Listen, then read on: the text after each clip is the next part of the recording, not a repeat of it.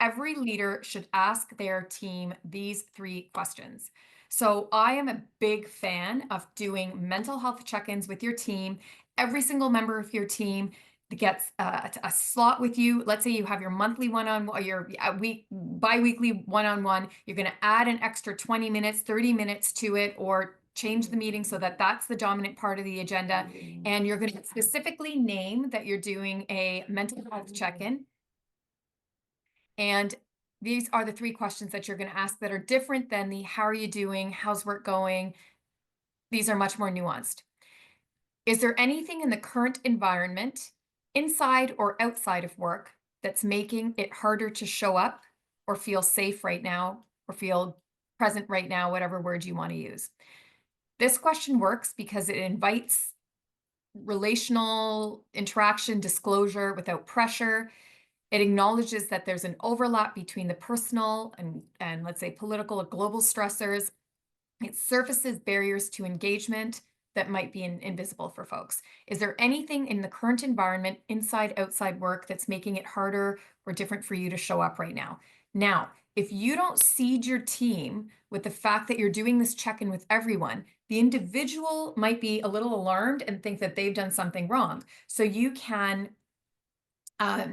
share specifically that I'm going to be doing a mental health check-in, tied back to what Ritu said, because I've learned this new data around how people are doing, and because all of us are affected by mental health right now. You might even share something yourself, and then later you're asking these 3 questions. Are there conversations or topics you're avoiding at work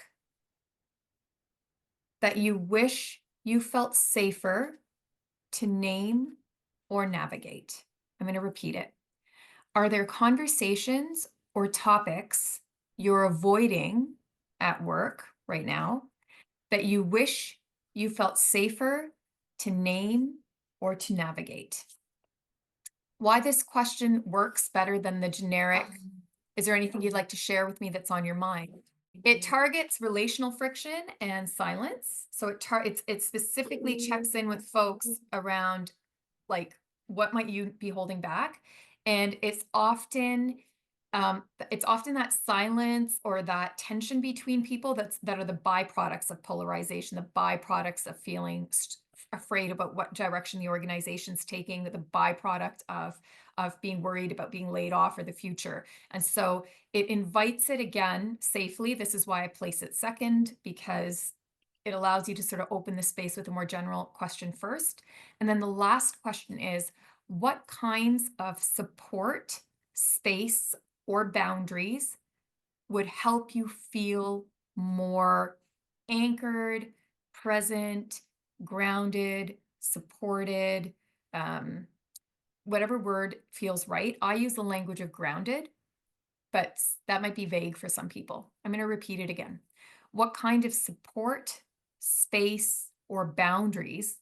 Really interesting to actually ask your colleague what boundaries. How often do we see that in the workplace? But how important is that when people might need support and security right now? Would help you feel more grounded, secure, present, engaged, whatever word you want to use right now. And this one's great because it shifts away from the generic, how can I help? And offers a clear frame for psychological and emotional support, while also recognizing that people are going to have different answers.